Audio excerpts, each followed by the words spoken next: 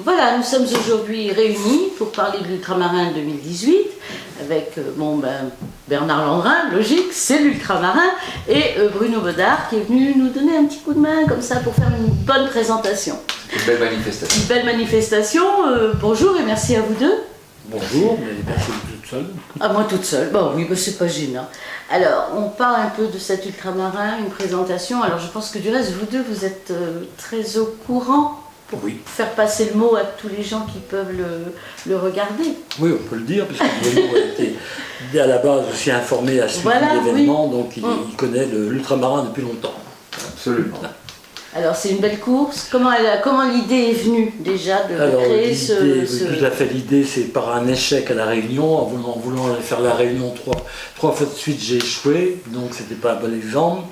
Et à la troisième essai, si on veut, je me suis dit que si je devais faire de la montagne, je ne pourrais pas arriver, mais par contre, si je trouvais des montagnes à l'horizontale, c'était le cas du golfe du Morbihan. Ce sont les moins fatigantes. Hein. C'est quand même moins fatigant, moins risqué, puisque La Réunion, on est à 2000-2500 mètres quand même par moment.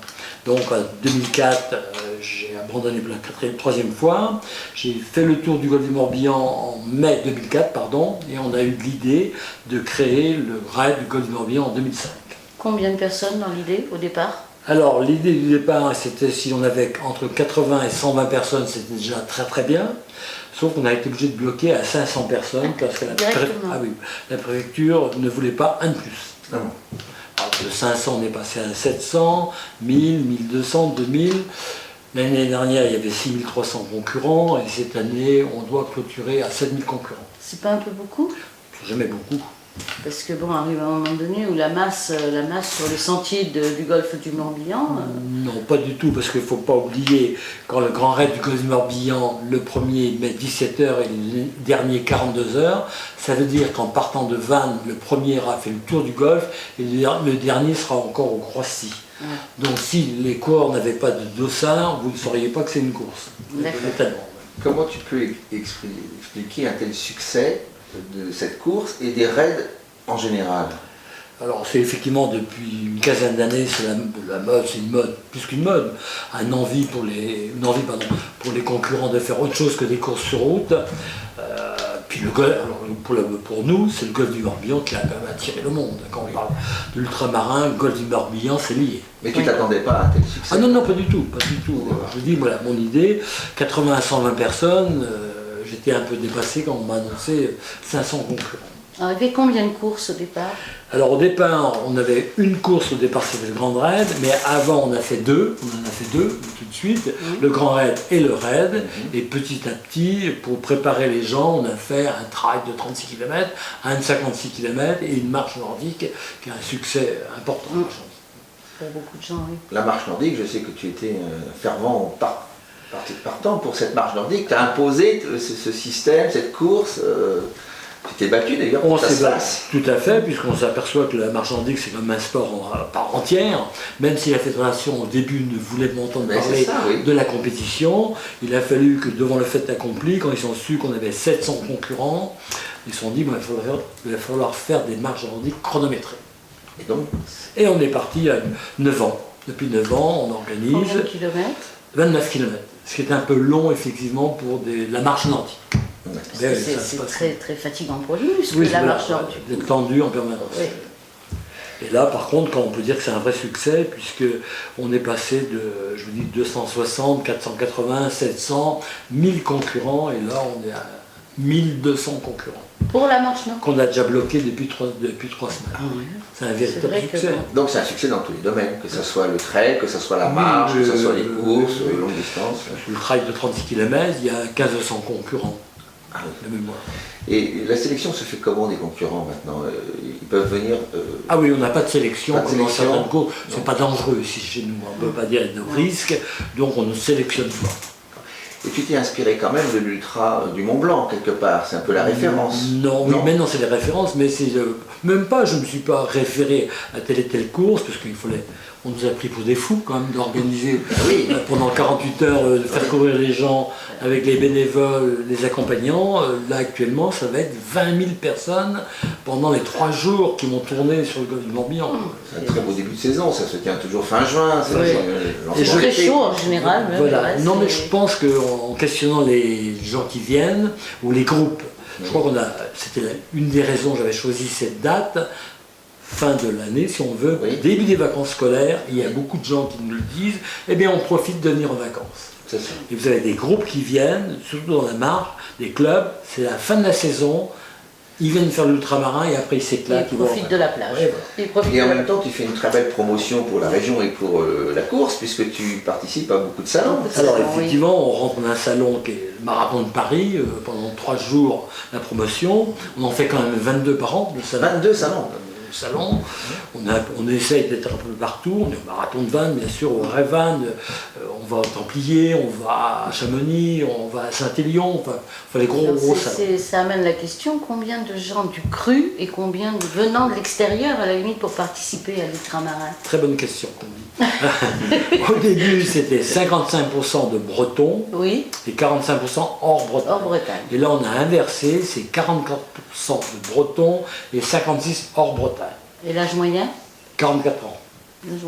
Et il faut un certain âge quand même pour faire l'ultramarin.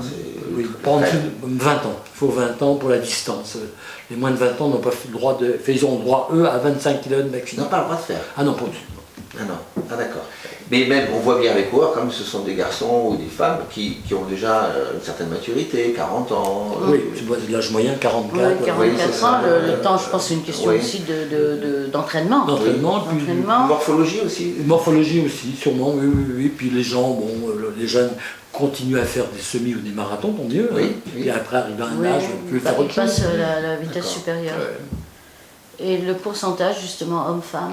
Alors, en global, je pourrais vous on ne va dire, pas rentrer dans les détails. Le global, c'est 39% de filles. Non, 30% en tout de filles, de femmes. De femmes, oui.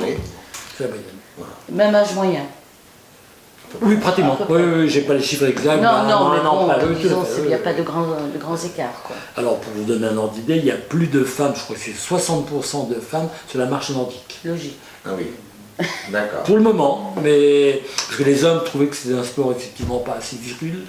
Peut-être moins endurant. Moins endurant, mais ici la durée. Les étrangers. Alors oui, on a, je sais pas le nombre exact d'étrangers. Vous avez des gens, des Espagnols qui vont venir faire la marche nordique. Ah bon? Oui. Et de gens de l'extérieur qui viennent. On a eu un Russe, une année, qui était venu faire la course, mais aussi voir comment on organisait. Oui, parce que ça fait des émules, l'ultramarin, finalement, dans d'autres pays. Oui, pas spécialement l'ultramarin. Oui, non, mais le principe. Le principe, je veux dire, de créer un rassemblement avec 6 courses différentes. Oui. Donc, je ne pense pas qu'il y ait beaucoup d'endroits où ça se fait. On a plus l'habitude de voir des marathons, effectivement, des trails, mais une chose à la fois. Et le principe du cours solidaire, c'est quoi? Le grand défi solidaire. Le grand défi solidaire d'ultramarin. Alors effectivement, on a fait un test l'année dernière. L'année dernière, c'était des femmes qui malheureusement ont été touchées par la maladie, on peut le dire, le cancer du sein, qui ont lancé le défi de faire le tour du golfe du Morbihan, un relais à 10 personnes. Et cette année, on a développé un peu le système, le concept. Toujours pareil, il y a 10 personnes, mais des gens qui défendent une cause, pas spécialement une maladie, une cause différente. Et les femmes qui ont couru l'année dernière améliorent leur événement, vont faire Paris-Vannes à vélo, et dans la foulée, ils font du golfe du Morbihan. 10 personnes qui se relaient? Oui, c'est ça, je dis une bêtise, donc il y a 177 km, ça fait à peu près 17 km par personne. Voilà, c'est ça. Oui, tout à fait. On se relaie, on tape dans la main, et on donne le témoin et on part. Oui, parce que le témoin, c'est le dossard. Alors, par exemple, tu as des exemples de courses solidaires qu'il y aura, des équipes Ah oui, là pour le moment. Il y a combien de participants à ce grand défi, justement? Là pour le moment, il y a 6 équipes qui s'inscrivent, si vous voulez. Alors, on n'a pas tellement développé parce qu'il y a un problème de sécurité à mettre en place. On préfère une dizaine d'équipes cette année, mais je pense que ça va bien marcher. Oui, parce que le succès de l'année dernière de la course des femmes, ça fait que cette année, il y en a d'autres qui veulent faire la même chose. Normalement, j'utilise le mot normalement, il y a 3 équipes de l'hôpital de Vannes. Et là, vous aurez Les équipes de l'hôpital de Vannes. des professionnels de l'hôpital. Alors, Il y a des malades, non? Voilà, il y aura une partie malade, Oui. une partie famille, une partie Soignant. soignant. Ah oui. Alors un petit mot sur l'organisation, ravitaillement, équipe médicale, comment ça se présente? On est sûr quand on prend le raid qu'on ne va pas rester sur le bord du chemin s'il y a un problème. Non, effectivement, pour l'organisation, donc c'est 1200 bénévoles qui, pendant les 48 heures, vont être sur le terrain, donc dispatchés en fonction des courses. Le médical, c'est pareil, ils sont plus de 200 entre comment ça s'appelle, la Croix-Rouge, les médecins, les podologues et tout le corps médical, si on veut. Donc les ravitaillements, c'est la même chose. On a toute une structure de personnes, si vous voulez, de camions pour alimenter chaque poste de ravitaillement. Et un village aussi. Ah, le village, alors sur l'esplanade, village départ et village arrivée, on a quand même une 60aine d'exposants, Oui. ils viennent de toute la France. On a quelques surprises, on en parlera tout à l'heure, sur le village. Ça prend forme quand même. Oui. Bon, ça fait une belle manifestation. Ça commence à Et tu faire- dis que ça fait 20 000 personnes qui viennent, Tout à fait. plus les 1200 bénévoles. Voilà, plus les 1200 bénévoles, plus la Croix-Rouge, plus ça va faire. 25 000 personnes sur le terrain, quoi, à Personnes, peu c'est près. formidable, quoi. Autour du golfe du Morbihan, Ouais. une des plus belles baies du monde. Non, là, Là- d'accord. La plus belle. Ah, ça, c'est accueilli, alors. Non mais ça marque, c'est vrai que quand les gens parlent du Morbihan, Et alors là, c'est la combien-dième édition? 14e. Alors, Donc 15e. La 15e, c'est l'année prochaine. Alors Alors là, plein de surprises. On espère tout au on moins. en reparlera Oui, au voilà. mois de septembre, Voilà. c'est ce qu'on a dit en faisant le Les- bilan et puis... Step by step. Voilà. Laissons passer la 14e, Oui. qu'elle se termine bien, qu'on n'ait Oui. pas de problème. Et puis bon, on travaille déjà sur la sûr. 15e édition. On est Mais obligé. tu dis quand même que le golfe du Morbihan, c'est un lieu qui attire. Ah oui, bien sûr. Ça fait une carte de visite, quoi. Il faut savoir quand même, c'est 15% de gens qui ne sont jamais venus sur Vannes et qui, quand ils repartent, alors on a eu une question, conseilleriez-vous à des amis sportifs Oui. ou non sportifs de venir? Oui. Oui, à 99-70%. Ah oui. Donc c'est énorme. Hein, de donc, retombées de économiques et touristiques. Ah, bah, Ah oui. économique, oui. Donc l'ultra, c'est une référence sur le plan national. Ça devient, oui, ça devient une référence. On est soi-disant au top 10 des trails en France sur 4000. Oui. Le top 10, c'est quand même pas mal. C'est correct, hein. Oui, oui. Oui, mais je répète, bon, la course, oui, sûrement, bien organisée avec toutes les personnes, mais le golf, quand même, nous sert. Quand même. Voilà, c'est ça. Donc, C'est là-dessus qu'on va conclure? Oui. Merci Bernard Landrin, merci Non, Bruno. merci. Merci à tous. Bonne course.